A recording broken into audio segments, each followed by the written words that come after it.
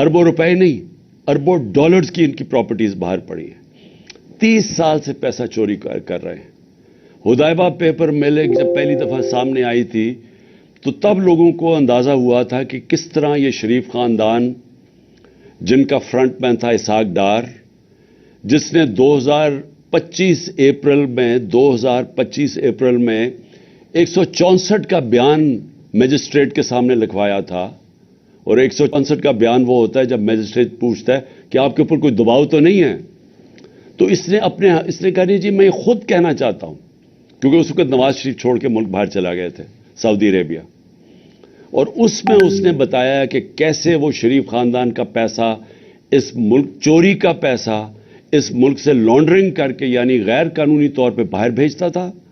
और फिर कैसे उधर वहां एक कोई काजी फैमिली थी, उनका नाम भी बैंक अकाउंट्स बताए, और वो फिर कैसे इस पैसे को वापस पाकिस्तान रेमिटेंसेस के नाम पे भेजते थे और वो फिर शरीफ खानदान में चला जाता था।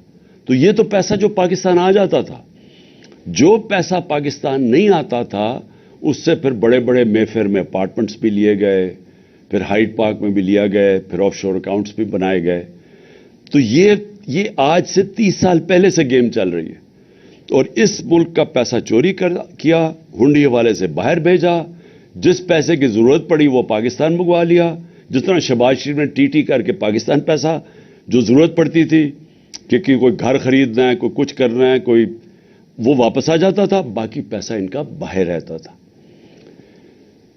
अब इन लोगों का जिनका पैसा बाहर पड़ा हुआ है, इनको कोई फर्क नहीं पड़ेगा पाकिस्तान डिफॉल्ट करेगा। अगर हमारा रुपया गिरेगा तो इनका तो डॉलर में पैसा पड़ा हुआ है, इनको तो फायदा है, इसलिए इनको कोई फिक्र नहीं है जिधर पाकिस्तान जा रहा है। फिक्र आप सबको, हमारी तरह के लोगों जिनका कोई बाहर मुल्क से मैंने जिसने 30 साल मुल्क से बाहर कमाई की थी और जो उसी कमाई से फ्लैट भी लिया था, जो सब कुछ बेच के आज अपने मुल्क में पैसा, जिन लोगों का जीना मरना पाकिस्तान में, उनके लिए ये बड़ा तशवीशनाक है कि अगर मुल्क ये डिफॉल्ट की तरफ चला गया, ये सारे हम जो पाकिस्तान में रहने वाले हैं, ये हम सबको बहुत बड़ा नुकसान होने वाला है। इससे ये होगा कि कोई बाहर से इन्वेस्टमेंट पाकिस्तान में नहीं आएगी। जो हमारे अपने पाकिस्तानी भी पाकिस्तान में इन्वेस्ट करना चाहते हैं, वो क्यों अपने डॉलरों को रुपए में कन्वर्ट करेंगे जब रुपया गिरता जा रहा है और उनको खौफ है कि आगे और गिरेगा। तो किसी ने अपने वो डॉलरों में पैसा रखे, वो क्यों कारखाने लगाए, कोई क्यों प्रॉपर्टीज पाकिस्तान में लाए। तो इसके बहुत दूर के असरात पड़ेंगे, मनफी असरात हमारे मुल्क पे पड़ेंगे। तो लिहाजा मैं अपनी पाकिस्तानी कौम के लिए आज ये चीज़ें रखना चाहता हूँ कि ये हमारे जो हालात हैं, हमारी सारी कौम को समझना चाहिए कि ये हमारे मुल्क से क्या हो रहा है। मैं सबसे पहले आपके सामने ये अदाद व शुमार रखना चाहता हूँ। मैं चाहता हूँ कि मेरी सारी कौम ये पहले देख ले कि जब हमें ये पाकिस्तान मिला था 2018 को, तो पाकिस्तान की तारीख का सबसे बड़ा बैरूनी मुल्क खसारा था, करंट अकाउंट डेफिसिट 20 अरब डॉलर का। कभी इस मुल्क की तारीख में इतना बड़ा खसारा कोई छोड़ के नहीं गया। और ये जब खसारा छोड़ के गए तो मैं आपको एक चीज़ समझाना चाहता हूँ। मेरी कोशिश ये है कि मैं अपनी कौम को इसको आगाह भी करूँ, इसकी तरबियत भी करूँ, इसको एज आपका एक बड़ा हो के आपको एजुकेट भी करूँ कि ये हुआ क्या हमारे मुल्क से। ये जब खसारा छोड़ के गए थे तो जो पेट्रोल, जो तेल है, जो असल वजह है कि हमारा जो खर्चा, हमारे डॉलर क्यों कम होते हैं, क्योंकि हमारी जो सबसे ज़्यादा इंपोर्ट बाहर से होती है, जो हम बाहर से खरीदते हैं, वो है तेल, पेट्रोलियम प्रोडक्ट्स। तो इनके दौर में तकरीबन आधी कीमत थी तेल की आलमी मंडी में। जब हमारी बारी आई तो ये समझ जाएं कि ये तेल की कीमत, ये जो कोरोना से कि जब कोरोना की वजह से सप्लाई शॉर्टेजेस हुए हैं, तो हमारे दौर में आखिरी वक्त पे $103 से तेल गया 115, $20 तक भी पहुंचा। तो जब तेल बढ़ता है तो फिर हमारी इंपोर्ट्स बढ़ जाती हैं, इंपोर्ट्स बढ़ती हैं, डॉलर्स हमारे ज़्यादा खर्च होते हैं, डॉलर कम हो जाते हैं। डॉलर जब कम होते हैं तो रुपए के ऊपर प्रेशर पड़ता है और हमारे रिजर्व पे प्रेशर पड़ता है। تو اب یہ سمجھیں کہ یہ جو پاکستان چھوڑ کے گئے تھے اور ہم جو پاکستان چھوڑ کے گئے تھے، یہ جو ہمیں انہوں نے رجیم چینج پہ کیا تھا، تو اس وقت پاکستان کی 2022 میں 2021 میں پاکستان کے جو جی ڈی پی دولت میں اضافہ ہو رہا تھا وہ 5.7% تھا، اور جو ہمارا 2022 تھا، چوتھا سال تھا، اس میں 6% تھا۔ 5.7 اور 6% پاکستان کی تاریخ میں، یہ صرف اور صرف اگر اس طرح کی پاکستان کی جی ڈی پی گروتھ ہوئی یا دولت میں اضافہ ہوا، یہ مارشل لاز میں ہوا تھا، ایوب خان کے زمانے میں، یا جنرل ضیاء کے زمانے میں اور جنرل مشرف کے زمانے میں۔ یہ کیوں ہوا تھا ان کے دور میں؟ کیونکہ ہم ان کے ساتھ ان کی 2 دفعہ جنگوں میں شرکت کر رہے تھے، افغان وار میں اور وار آن ٹیرر میں، اور اس سے پہلے ہم سیٹو اور سینٹو کے امریکہ کے ساتھ ملے ہوئے تھے پیکٹ میں کولڈ وار کے دوران، جب ایوب خان کا دور تھا۔ صرف ان دوروں کے اندر ہماری گروتھ ریٹ اس سطح پہ پہنچی تھی، کیونکہ امریکہ سے ڈالرز مل رہے تھے پاکستان کو۔ یہ واحد گورنمنٹ ہے جو امریکہ کے ڈالرز نہ ملنے کے باوجود اس نے 5.7 اپنے تیسرے اور 6.8 پہ ہماری اکانومی گرو کی۔ اور یہ یاد رکھیں کہ اس میں 2 سال کرونا آیا تھا، جو ایک ایسی وبا تھی جس نے دنیا کی اکانومیز کو تباہ کر دیا تھا۔ ہندوستان کے حالات دیکھیں، ان کی منفی میں چلی گئی تھی گروتھ ریٹ۔ ایران کا دیکھیں، جو ہمارے نیبرز کی بات کر رہا ہوں دنیا میں، اور ابھی تک اس کے اثرات ہیں وہ کرونا کے۔ تو ہمارے دور میں اس کے باوجود کہ کرونا تھی، اور یہ یاد رکھیں کہ دنیا نے اکنالج کیا تھا کہ پاکستان وہ 3 ٹاپ ملکوں میں جس نے سب سے بہترین طور پہ کرونا کو مینج کیا، اور اس کے ثبوت کیا ہے کہ ہم نے اپنی اکانومی بچا لی، اپنے غربت بچا لی، اپنے روزگار بچایا لوگوں کا، اور ہمیں اپنی انڈسٹری بچا لی، اور ہم نے یہ 5.7 اور 6% پہ گرو کیا۔ ہماری ریکارڈ ریمیٹنسز تھی، بیرون ملک پاکستانی کو سب سے زیادہ ہمارے پہ اعتماد تھا۔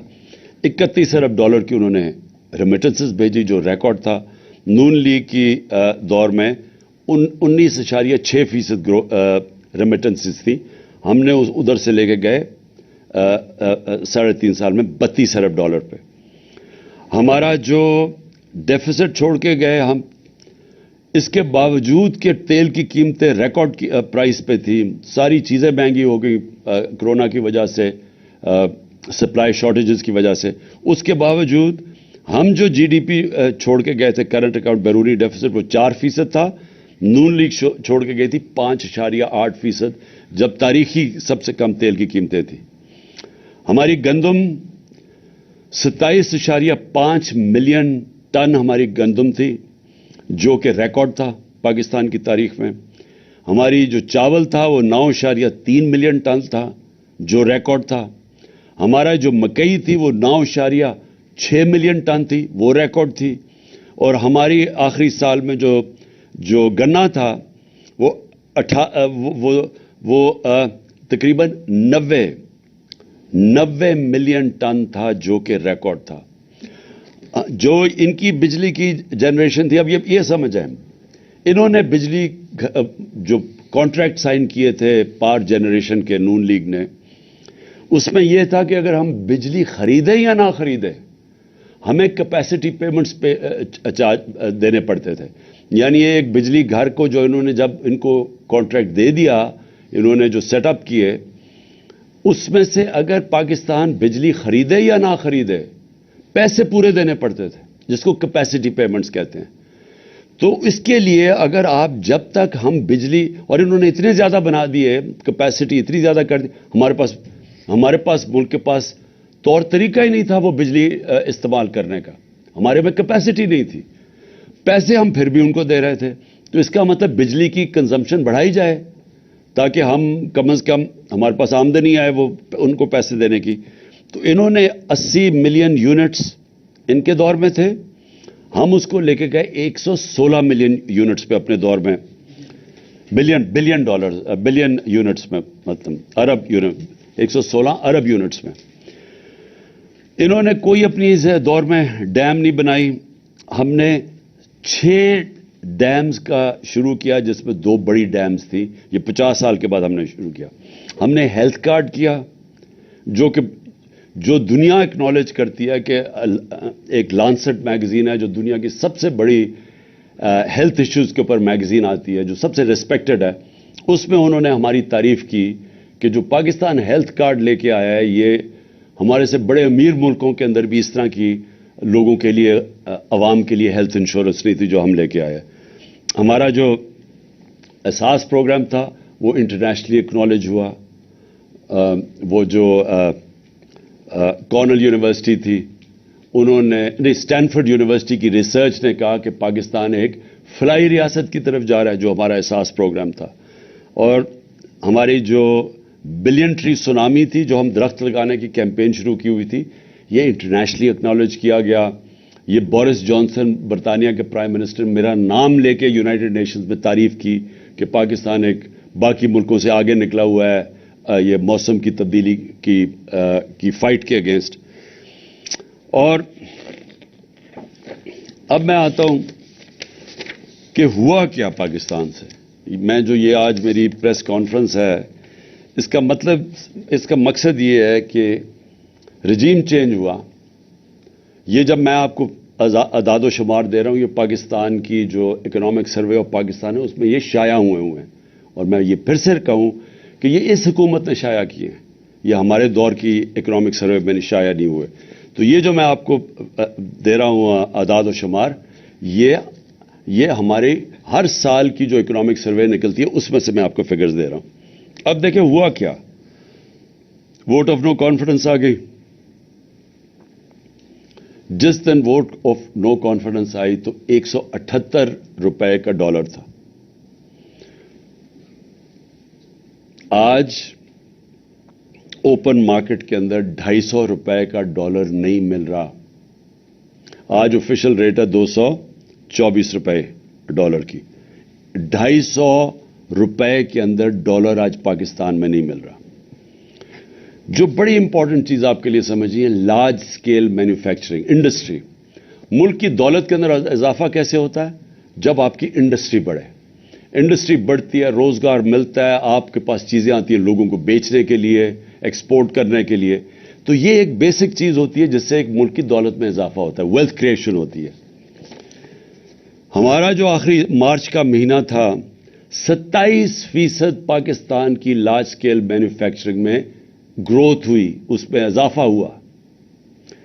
اور یہ کتنے سالوں کے بعد پاکستان کی انڈسٹری اسی طرح ریوائیو ہوئی. اور انڈسٹری ریوائیو ہونا آسان کام نہیں ہے, کیونکہ انڈسٹری اگر آج فیصلہ بھی آپ کریں گے, ان کو انسینٹیوز بھی دیں گے تو وہ ٹائم لگتا ہے, کیونکہ فیکٹری مشینری بنانی پڑتی ہے, امپورٹ وہ سیٹ اپ ہوتا ہے, اس کو ٹائم لگتا ہے. آپ اگر آج فیصلہ کریں, فائدہ کریں کسانوں کا, تو آج اگر اس کو انسینٹیوز دیں گے وہ 6 مہینے 7 مہینے کے بعد وہ فصل اگائے گی. لیکن انڈسٹری بڑی دیر لگتا کام ہے. ہمیں 2.5 سال لگے اپنی انڈسٹری کو اٹھانے کے لیے, کیونکہ یہ جب نون لیگ گئی تھی انڈسٹری اس وقت بند ہو چکی تھی. فیصل آباد کے اندر جو فیکٹریاں تھیں ٹیکسٹائل کی, ان کو ریل اسٹیٹ کے اندر وہ بدل رہے تھے. تو اور بے روزگاری تھی. ہمارے جو یہ مارچ کی اب میں بات کر رہا ہوں, ٹیکسٹائل کا مزدور نہیں مل رہا تھا فیصل آباد میں, باہر سے لوگوں کو مزدوروں کو منگوانا پڑتا تھا.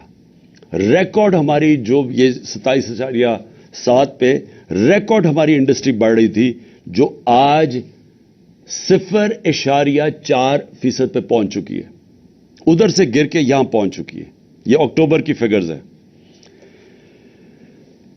سب سے زیادہ شور مچا ہوا تھا مہنگائی کا, کہ جی مہنگائی مارچ آ گئی, عمران خان نے مہنگائی کر دی, قتل کر دیا لوگوں کو. مجھے افسوس سے کہنا پڑتا ہے کہ وہ چینلز جو آج چپ کر کے بیٹھی ہوئی ہیں, سناٹا چھایا ہوا ہے وہاں, بول نہیں رہے, وہ ان کو عمران خان کی گھڑی کی پڑی ہوئی ہے.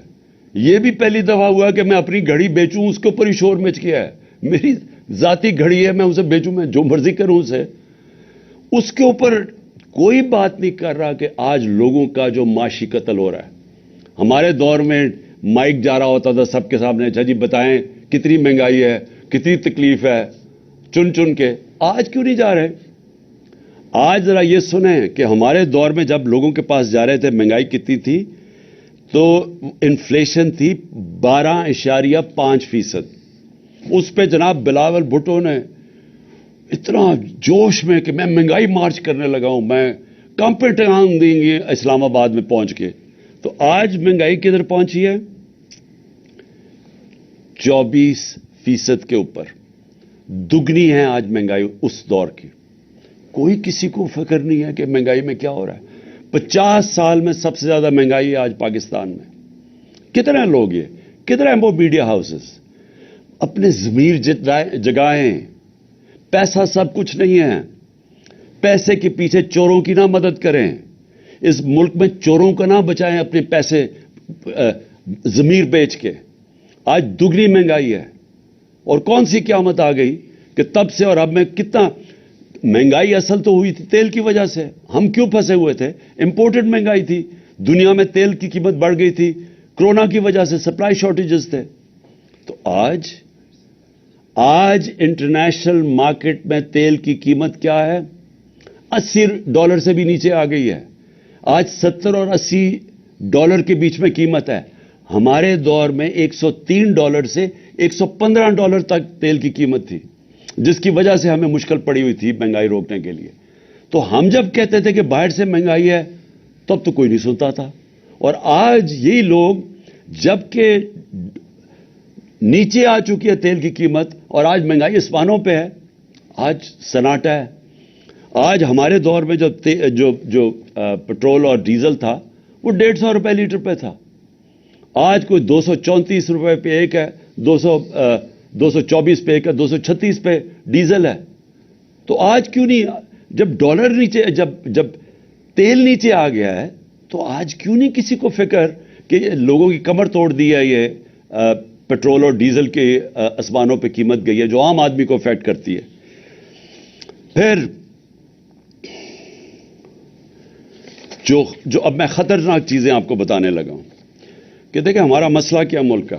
हमारा मसला ये है कि ये जो दो खानदान 30 साल से बैठे हुए थे और उससे पहले मिलिट्री डिक्टेटर्स थे, 60 की दिहाई के बाद कभी किसी पाकिस्तान की हुकूमत ने जोर नहीं लगाया एक्सपोर्ट्स बढ़ाने में। जब तक आप एक्सपोर्ट्स नहीं बढ़ाएंगे, डॉलर्स मुल्क में कैसे आएंगे? नून लीग के पिछले 5 साल में एक्सपोर्ट्स 0 बढ़ी हैं। 5 सालों में इनकी एक्सपोर्ट्स नहीं बढ़ी। तो जब एक्सपोर्ट्स नहीं बढ़ेंगी, मुझे आज तक ये नहीं समझ आई कि मुल्क की दौलत में कैसे इजाफा होगा। कैसे एशिया टाइगर बना देंगे तो लाहौर को पेरिस में बना देंगे। जब तक आपकी एक्सपोर्ट्स नहीं बढ़ेंगी, वो मुल्क कभी भी वो तरक्की नहीं कर सकता, उसकी दौलत में इजाफा नहीं हो सकता। चाइना जो आज एक इकोनॉमिक सुपर पावर है, उन्होंने अपनी एक्सपोर्ट्स, आज उनकी पता नहीं 2000 अरब डॉलर की एक्सपोर्ट्स हैं। हमारी आज एक्सपोर्ट जब हमें मिला था पाकिस्तान, तो 24 अरब डॉलर की एक्सपोर्ट्स थी 22 करोड़ पाकिस्तानियों की। और हमें फख्र है कि हम उसको ले गए 33 अरब डॉलर पे, क्योंकि वो भी बड़ा जोर लगा के, क्योंकि कोरोना था। कोरोना की वजह से दुनिया बंद हुई थी। 2 साल तो चाइना बंद रहा है, तो उसके बावजूद हम 33 अरब डॉलर। तो एक्सपोर्ट्स के ऊपर कभी किसी ने जोर लगाया नहीं है। तो आज पाकिस्तान के अंदर जो खौफनाक बात क्या है कि हमारी एक्सपोर्ट्स गिरनी शुरू हो गई है।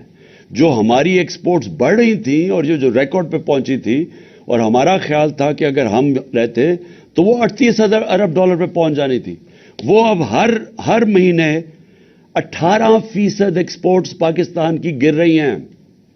तो बजाय दौलत में इजाफा होने के वो नीचे आ रहा है। जो हमारी रेमिटेंसेस हैं, जो हमारा जो ओवरसीज पाकिस्तानी पैसे भेजते हैं, एक तो उनको एतमाद नहीं है इस हुकूमत पे, दूसरा और वो है कि हमारा रोशन डिजिटल अकाउंट जिसमें ओवरसीज पाकिस्तानी पैसे भेज, वो कम होने शुरू हो गए हैं। पाकिस्तानीज ने अपना पैसा निकालना शुरू कर दिया ओवरसीज पाकिस्तानी ने। और दूसरा कि जब इतना बड़ा फर्क आ जाए ऑफिशियल डॉलर की रेट में और मार्केट रेट में, तो वो तो एकदम सीधा ही उसका फर्क पड़ेगा रेमिटेंसेस में। तो जब डॉलर हमारे मुल्क में कम आने शुरू हो जाए, تو اس سے سب سے بڑا سوال یہ ہوتا ہے کہ اب ہم اپنے قرضوں کی قسطیں کیسے ادا کریں گے؟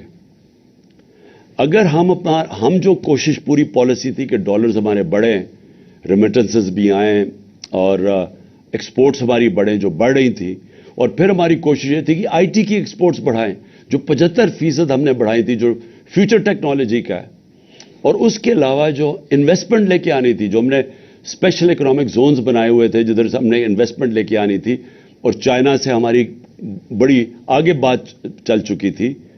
بدقسمتی سے چائنا نے 2 سال پھر سے بند ہو گیا چائنا. تو جو وہ چائنا آنا جانا ہی ناممکن ہو گیا، ان کی جو کوارنٹین لاز ایسے تھے. تو جو ہم نے ان سے اپنی اسپیشل اکنامک زونز میں انویسٹمنٹ کروانی تھی، اس سے بھی ہمارے ڈالر کی انٹیک بڑھانی تھی. تو اب نہ انویسٹمنٹ آ رہی ہے، ایکسپورٹس ہماری نیچے جا رہی ہیں، ریمیٹنسز ہماری نیچے جا رہی ہیں، ڈالرز ہمارے کم ہو رہے ہیں، قرضے ہمارے بڑھتے جا رہے ہیں. تو کس نے ادا کرنی ہے؟ آج جدھر پاکستان کھڑا ہے، ہم یہ کیسے قسطیں ادا کریں گے؟ اور یہ میں پھر سے اسی پہ آ گیا ہوں کہ مجھے آج کیوں خطرہ ہے، کیوں ہماری طرح کے لوگوں کو خطرہ ہے اور فکر پڑی ہوئی ہے، اور کیوں ان کو نہیں فکر. میں سب سے پوچھتا ہوں، اپنی اسٹیبلشمنٹ سے پوچھتا ہوں، اپنے ہر طبقے کے پاکستانی سے پوچھتا ہوں کہ کیا آپ کو فکر نہیں ہے کہ اب پاکستان کدھر جا رہا ہے؟ میں جب الیکشنز کی بات کرتا ہوں، میں الیکشنز کی اپنی ذات کے لیے نہیں بات کر رہا، میں تحریک انصاف کے لیے نہیں بات کر رہا. تحریک انصاف نے تو جب بھی یہ الیکشن کروائیں گے انشاءاللہ، جس طرح کی پبلک سپورٹ ہے آج پی ٹی آئی کی، پاکستان کی تاریخ میں کسی پولیٹیکل پارٹی کی نہیں تھی. چاروں صوبوں میں پارٹی پھیلی ہوئی، باقی تو 2 پارٹیز رہ گئی ہیں، چھوٹی چھوٹی پارٹیز، صوبائی پارٹیز بن گئی ہیں. تو انہوں نے تو جب بھی الیکشنز ہو ہم نے جیتنا ہے. تو ہمیں یہ نہیں فکر کہ اگر الیکشن ٹائم پہ ہوں گے تو ہمیں کوئی فرق پڑ جائے گا. مجھے خوف آ رہا ہے کہ جتنی دیر اب یہ گورنمنٹ چلے گی، اس ملک کا جو معاشی بحران ہے وہ بڑھتا جائے گا. اور وہ کیوں بڑھے گا؟ کیونکہ جب تک ملک میں پولیٹیکل سٹیبلٹی نہیں آتی، سیاسی طور پہ ملک میں استحکام نہیں آتا، تو معاشی طور پہ تو استحکام آ ہی نہیں سکتا. ساری دنیا کی کامن سینس ہے کہ معیشت تب ترقی کرتی ہے جب سرٹنٹی ہوتی ہے، جب استحکام ہوتا ہے. میں اگر آج بزنس مین ہوں، میں آج ایک انویسٹر ہوں، میں تو تب پیسہ لگاؤں گا جب مجھے پتا چلے گا کہ یہ 4-5 سال کی حکومت چل رہی ہے، اور میرا آج اگر پیسہ لگاؤں گا تو 2-3 سال کے بعد جب مجھے اس کا نفع آنا شروع ہوگا. مجھے جب یہی نہیں پتا کہ 6 مہینے میں کیا ہوگا اور اگلے 8 مہینے میں کیا ہوگا، کون پیسہ لگانے لگا ہے؟ اوپر سے پاکستان کی، جس طرح میں نے کہا، جب کریڈٹ ریٹنگ ہی گر گئی ہے، جب پاکستان کے رسک ڈیفالٹ اتنی 100% تک پہنچ چکی ہے، تو کسی نے پیسہ ہی نہیں دینا. نہ کسی کمرشل بینک نے پیسہ دینا ہے، نہ کسی انویسٹر نے آنا ہے. تو یہ تو ان کے پاس تو اب کوئی روڈ میپ ہی نہیں ہے. ان کی تو صرف اب ایک کوشش ہو رہی ہے، اور کوشش ان کی اب آج کیا ہے؟ کوشش بڑی سیدھی ہے. کوشش ہے کہ نہ میچ اب یہ کھیل نہیں سکتے. 36 جو بائی الیکشنز ہوئے تھے ان میں سے 29 پاکستان پی ٹی آئی جیت گئی ہے. اس کے باوجود کہ ان کے پاس پوری اسٹیٹ مشینری تھی، ان کے ساتھ پورا جو اس ملک کی الیکشن کمیشن ہے، جس نے بے شرمی سے جس طرح انہوں نے ان کی مدد کی، اور اسٹیبلشمنٹ ان کے ساتھ تھی. ہمیں کہا گیا تھا نا جی سلیکٹڈ ہے، تو اب تو کسی میں شک نہیں ہونا چاہیے نا کہ کون سلیکٹڈ ہے. جس کے ساتھ، ان سب کے ساتھ، سارے ملک کے جو بھی اس ملک کے پاور ہاؤسز تھے وہ ان کے ساتھ کھڑے تھے. اس کے باوجود 75% by elections P T I جیتی ہے. اب اس خوف سے انہوں نے الیکشن نہیں کروانے. نواز شریف وہاں باہر بیٹھا ہوا ہے، اس نے وہ الٹا لٹک جائے گا، الیکشن نہیں کروائے گا، کیونکہ اسے پتا ہے الیکشن میں رزلٹ ان سے بہت برا ہونا ہے. لہٰذا یہ ڈیلے کرنا چاہتے ہیں. ان کی تو اگر کوشش ہو تو یہ تو اس سے بھی آگے جانا چاہتے ہیں. تو اگر یہ الیکشن نہیں ہوگا، تحریک انصاف کا نقصان نہیں ہونے لگا، ملک کا نقصان ہو رہا ہے. ملک جس تیزی سے نیچے جا رہا ہے، مجھے چھوڑیں، باہر کے کوئی بھی انڈیپینڈنٹ جو معیشت کے تجزیہ کار ہیں، کسی سے پوچھ لیں، یہ جو موڈیز اور فچ جو کریڈٹ ریٹنگ کرتے ہیں دنیا میں ملکوں کی، کیا وہ تو ہمارے ساتھ نہیں ہیں جو کہہ رہے ہیں کہ آج پاکستان کی ریٹنگ بالکل نیچے گر چکی ہے؟ جو آج اگر ہماری جو سی اے ڈی ہے، جو ہمارا جو جو کریڈٹ رسک ہے آج پاکستان کی، جو آج 100% پہ پہنچ چکی ہے، تو وہ تو ہمارے نہیں ہے۔ اس کا مطلب ساری چیزیں بتا رہے ہیں کہ ملک جا رہا ہے اس وقت معاشی تباہی کی طرف، اور اس کو نکالے گا صرف الیکشن۔ اب یہ کیا کوشش کر رہے ہیں، میں قوم کے سامنے آخر میں یہ بات رکھنا چاہتا ہوں، ان کی کوشش کیا ہے؟ ان کی نمبر 1 کوشش یہ ہے کہ ان کے سارے کرپشن کے کیسز ختم ہوں۔ مجھے بڑے افسوس سے کہنا پڑتا ہے کہ ان کو NRO 2 دیا گیا، اور جس نے دیا ہم سب جانتے ہیں کس نے ان کو NRO 2 دیا۔ NRO 1 جنرل مشرف نے دیا، NRO 2 ادھر جو ملک کا طاقت میں تھا اس نے دیا، اور اس کی وجہ سے کیا ہوا ہے کہ سارے کرپشن کے کیسز ان کے ختم ہو رہے ہیں ایک ایک کے، اور وہ کرپشن کیسز جو ان کے دور میں بنے ہوئے تھے، یہ کیسز ہمارے دور میں نہیں، سوائے شہباز شریف کے کیسز، جو FI کا کیس تھا اور جو وہ TT کا کیس 24 ارب کے جو اس خاندان پہ کیسز تھے، باقی سارے کیسز ان کے پرانے کیسز تھے۔ سارے کیسز باری باری معاف ہو رہے ہیں۔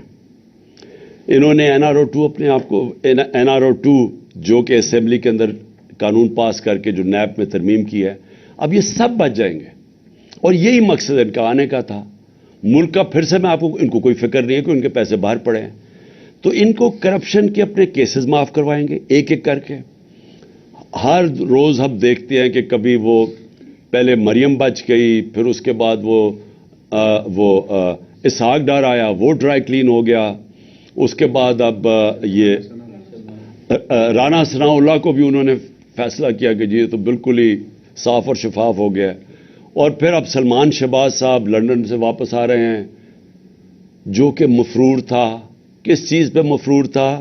کیونکہ یہ اس کی کمپنی تھی رمضان کا، یہ ڈائریکٹلی اس کا CEO یا ڈائریکٹر تھا۔ 16 ارب روپے کے انہوں نے نوکروں کے نام پہ پیسہ لیا اور ان کی فیملی میں ڈسٹریبیوٹ ہوا۔ کوئی بھی دنیا میں اس کیس میں نہیں بچ سکتا تھا، اور وہ اس لیے ایک دم جب اسے پتا چلا وہ باہر بھاگ گیا، اور اب وہ واپس آ گیا ہے کیونکہ وہ بھی ڈرائی کلین ہوگا۔ 4 گواہ مر چکے ہیں، جیسی ان کی حکومت آئی 4 گواہ اس کیس میں، مقصود چپڑاسی والے کیس میں مر چکے ہیں۔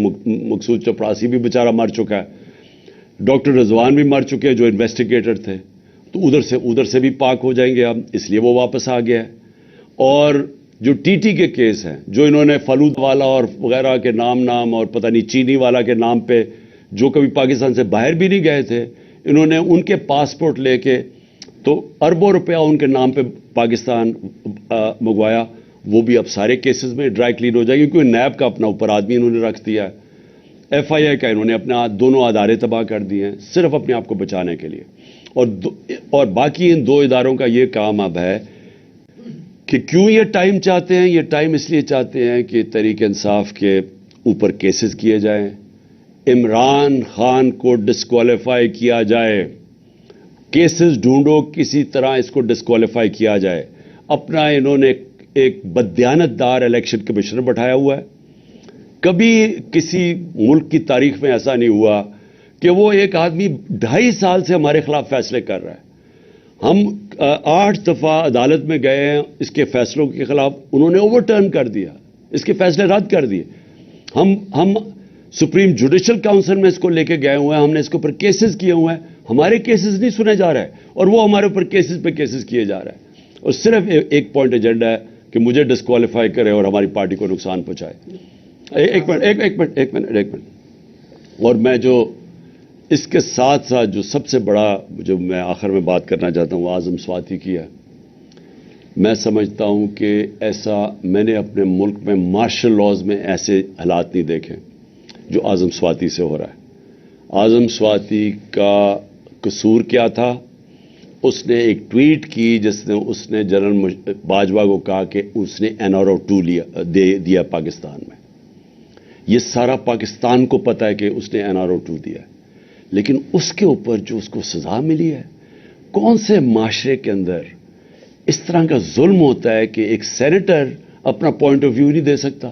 بھئی آپ کہہ دیں نہیں دیا، لیکن یہ تو نہیں کر سکتے آپ کو ننگا کر کے اس کو مارو، بچوں کے پوتوں پوتیوں کے سامنے اس کے اوپر ظلم تشدد کرو، اس کے بعد اس کو یہ جو آپ کر رہے ہیں اس کی پھر بیوی کے اور بیٹی کے سامنے گندی کیسٹ بھیجو، اس کے بعد وہ اس کے اوپر کیسز کر دو، کوئی 30 کیسز کر دو، اس جو ہارٹ کا مریض ہے اس کو کوئٹہ بھیجا جائے ان حالات کے اندر، پھر اس کو اب سندھ پہنچا دیا ہے، اس کے گھر کے اوپر انہوں نے واردات کی ہے، ایک دم CDO کو پتا چل گیا کہ اس نے کچھ اس کا گھر سیل کر دیا ہے۔ کون سی دنیا کے اندر اس طرح کے حالات ہوتے ہیں جو اپنے آپ کو جمہوریت کہتی ہے؟ یہ ظلم کا نظام ہے، اس کی انتہا ہے۔ اس کے اوپر میں صرف ختم کرتا ہوں حضرت علی کا قول سے کہ کفر کا نظام چل جائے گا لیکن اس طرح کا ظلم کا نظام نہیں چل سکتا۔ ایک ایک کر کے آپ نے اسمبلیاں تحلیل کرنے کی بات کی، ایک ایک کر کے خان صاحب یہ رہنمائی فرمائیں کہ PDM جو ہے وہ آپ کی اسمبلیاں تحلیل کرنے کی جو اعلان ہے اس کو سنجیدہ نہیں لے رہی، نہ تو مذاکرات کی میز پر بیٹھنے کے لیے تیار ہے اور نہ ہی وفاقی اور دوسری صوبائی اسمبلیاں تحلیل کرنے کی طرف آ رہی ہے۔ تو ایسے میں کیا آپ اپنی ہی اسمبلیاں تحلیل کر کے الیکشن میں چلے جائیں گے، یا جو آپ نے ان کو ایک وقت دیا تھا کہ یہ بیٹھ کر مذاکرات کی میز پر آئیں وہ تو سنجیدہ نہیں لے رہے؟ دیکھیں اسی کے ساتھ آپ نے یہ بات کی ہے کہ کافی الیکشن تاخیر سے کروانا چاہ رہے ہیں اور یہ بالکل نظر بھی آ رہا ہے کہ وہ ابھی لیٹ کرنا چاہ رہے ہیں۔ خان صاحب اس پہ آپ کی پارٹی کا کیا موقف ہوگا؟ کیا آپ کوئی اگریسو موڈ کے اندر آگے آئیں گے احتجاج میں، یا جیسے ابھی آج کل ہلکا پھلکا ہلکے مختلف کانسٹیچوئنسیز کے اندر احتجاج کر رہے ہیں، یہ جاری رکھیں یا کوئی بڑی کال دینے جا رہے ہیں آپ آگے؟ دیکھیں، سب سے پہلے تو مجھے کبھی کوئی شک نہیں تھا کہ نواز شریف یا زرداری کبھی بھی الیکشنز کی طرف نہیں جائیں گے۔ اور کیوں مجھے شک نہیں تھا؟ کہ دونوں اس ملک کے بڑے مجرم ہیں، یہ کرپٹ لوگ ہیں، ان کو ڈر لگا ہوا ہے کہ اگر یہ الیکشنز میں ہار گئے تو ان کو ڈر یہ لگا ہوا ہے کہ اتنی محنت سے جو انہوں نے 7 مہینے میں اپنے کیسز ختم کیے ہیں یہ پھر نہ ریوائیو ہو جائیں۔ ان کا انٹرسٹ پاکستان کا انٹرسٹ ان کا انٹرسٹ نہیں ہے، ان کا انٹرسٹ ہے کہ پہلے کیسے چوری کرو اور پھر چوری کو بچاؤ کیسے۔ تو مجھے کبھی کوئی شک نہیں تھا کہ انہوں نے الیکشن نہیں ماننا۔ میری کوشش یہ ہے کہ اس ملک کے جو ادارے ہیں وہ اس وقت ملک کا سوچے۔ یہ میں عمران خان اپنا نہیں سوچ رہا، مجھے اپنے ملک کا خوف آیا ہوا ہے، اور اگر یہ ملک خدا نہ خواستہ جس طرف تیزی سے جا رہا ہے، جو دنیا کہہ رہی ہے آپ کے ڈیفالٹ کی طرف جا رہا ہے، اگر یہ ادھر چلا گیا، اگر کسی نے مثلا یہ ہوپ کر رہے ہیں کہ IMF یا چائنا بیل آؤٹ کر دے گی، اگر انہوں نے نہ کیا تو یہ ملک کی جو حالات ہوں گے یہ سارا ملک افیکٹ ہوگا۔ ہر وہ آدمی جس کا جینا مرنا پاکستان میں وہ افیکٹ ہوگا، سوائے وہ جنہوں نے ڈالرز میں اپنے پیسے باہر رکھے ہوئے ہیں۔ لہٰذا میں نے جب یہ فیصلہ کیا تھا مجھے پتا تھا انہوں نے نہیں الیکشن کروانے، اس لیے ہمارا پلان پورا وہی ہے۔ جب میری تیاری ہوگی، میں نے آپ کو کہا دسمبر میں انشاءاللہ ہو جائے گی، میں اپنے وہی جو میں نے اناؤنس کیا اسی پہ میں چلوں گا، میں یہ اسمبلی سے نکل جاؤں گا۔ صاحب یہ بتائیے کہ اعظم سواتی کے خلاف اسلام آباد میں مقدمہ درج ہوتا ہے، بلوچستان میں ہوتا ہے، پھر ان کو اٹھا کر سندھ میں لے گئے ہیں۔ شہباز گل کے خلاف مقدمہ درج ہوئے، اس بار تو ان کے خلاف لاہور کے اندر مقدمہ درج کیا گیا جہاں پر PTI اور کافری کی مشترکہ حکومت ہے۔ ان کے خلاف جو مقدمہ درج اگر کیا، چودھری پرویز لائی اس میں انوالو ہیں یا کوئی اور طاقت انوالو ہے؟ کون اس میں یہ مقدمات درج کر رہا ہے؟ دیکھیں، میں اس پہ چیک کروں گا کہ یہ جو شہباز گل کے اوپر مقدمہ ہوا اس کے پیچھے کون ہے۔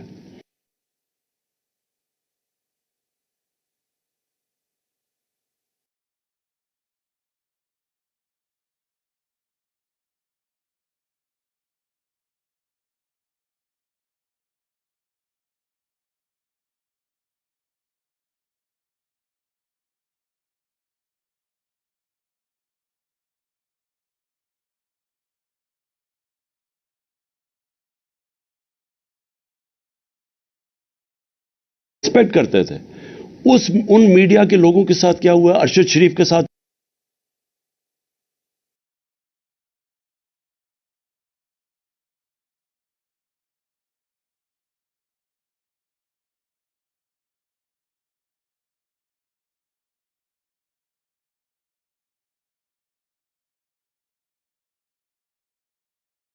सियासत की थी उन्होंने।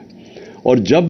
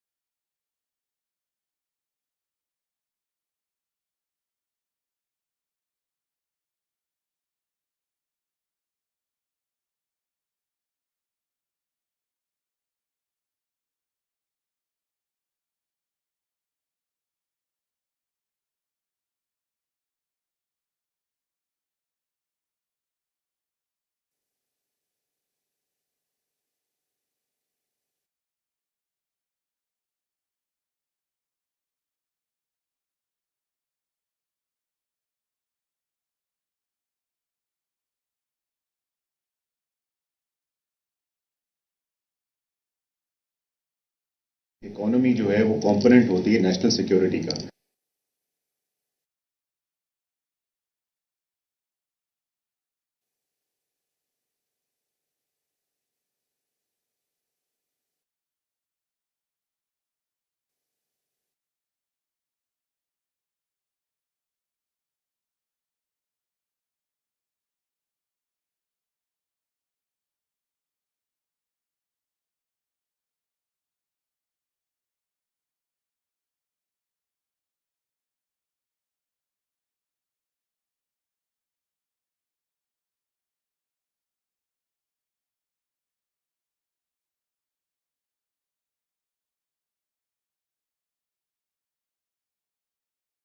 अगर सिर्फ मिलिट्री सिक्योरिटी बचाती तो सोवियत यूनियन को बचा लेना चाहिए था, लेकिन क्योंकि उनकी इकोनॉमी कोलैप्स की, उनकी मुल्क ही टूट गया। तो ये हमने अपने नेशनल सिक्योरिटी काउंसिल में बड़ा मिसाल दी हुई है इसकी। लिहाजा इस वक्त बड़ा ज़रूरी है, मैं इसलिए उम्मीद लगा के बैठा हूं नए सेटअप से कि जब आपकी मुल्क नीचे जा रहा है और सबको नजर आ रहा है नीचे जा रहा है,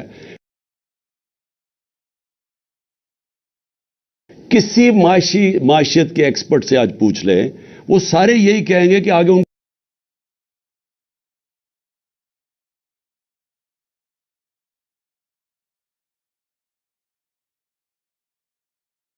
बहुत जरूरी है कि हमारे जो नेशनल सिक्योरिटी के इदारे हैं वो देखें क्या हो रहा है। अच्छा सांसद, ये बताएं कि इलेक्शन कमीशन में आपके खिलाफ मुख्तलिफ केसेस चल रहे हैं, अगर किसी केस में आपको नाअहल किया जाता है जिसका आप खुद भी,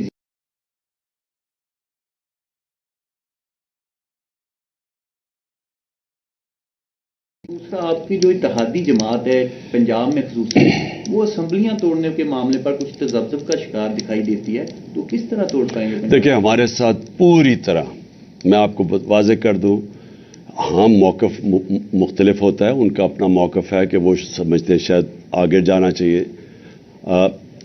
यानी थोड़ी और देर चलना चाहिए उनको, और वो सिर्फ इसलिए कह रहे हैं कि अगर नून लीग यानी अगर केयर टेकर आ गई और केयर टेकर डिसाइड किया, इलेक्शन कमीशन तो इनका आदमी है, उसने बिठा के इनके लोग बिठा के ऊपर आईजी अपना रख के, तो उन्होंने हमारे पर फिर जुल्म करना शुरू कर देना है। उनका ये पॉइंट ठीक है, लेकिन उन्होंने मुझे पूरा इख्तियारात दिए हुए हैं कि जब भी मैं चाहूँगा कि असेंबली तोड़ना, उन पूरे मेरे साथ खड़े हैं उसके ऊपर, इसमें कोई शक नहीं है। आपका पहला सवाल था, इलेक्शन कमीशन अगर नाअहल करता है, इलेक्शन कमीशन मुझे नाअहल करता है अपना, और पाकिस्तान में ज़िल्लत कमाएगा, वो और जलील होगा पाकिस्तान में, क्योंकि लोगों को अभी कोई शक नहीं है कि इससे ज़्यादा बददियानतदार इलेक्शन कमीशन पाकिस्तान की तारीख में नहीं आया। हर फैसला इसका, बल्कि ये तो नून लीग का जिस तरह ज्याला नहीं होता उस तरह हमारे खिलाफ काम कर रहा है, लेकिन इससे कोई फर्क नहीं पड़ेगा। पाकिस्तान की कौम पहले ही तैयार बैठी हुई है, उनको सबको एक बाशऊर कौम है, वो वैसी इलेक्शन जिता देंगे। यानी अगर मैंने इलेक्शन चले मुझे नाहल कर दिया, क्या होगा? पहले तो इलेक्शन कमीशन नाहल कर ही नहीं सकती, उसके पास ये है ही नहीं, अथॉरिटी नहीं है। अगर वो कर भी देती है तो क्या पाकिस्तानी कौम किसी और को वोट दे देगी? अगर मैं ना भी पीटीआई का हेड हुआ तो क्या वो किसी और को वोट दे देगी? अच्छा खान साहब, ये बताइएगा कि जैसे आपने कहा कि माइशत जो है वो किसी भी मुल्क की सलामती की फर्स्ट लाइन होती है। अगर खुदा न करे पाकिस्तान डिफॉल्ट करता है तो हमारे एटमी असास-ए-जात जो है वो कितने कंप्रोमाइज हो सकते हैं? देखिए, मैंने ये बात की थी 1 जून को, मेरे ऊपर इन्होंने कहा जी, और अभी भी समी इब्राहिम का इंटरव्यू है 1 जून का, इन्होंने कहा जी इमरान खान के ऊपर आर्टिकल 6 लगना चाहिए। मैं एक लीडर हूं, मैं अपने मुल्क को क्यों ना आगाह करूं कि ये जब चोर ऊपर बैठ गए हैं, ये मुल्क किधर जा रहा है, और वो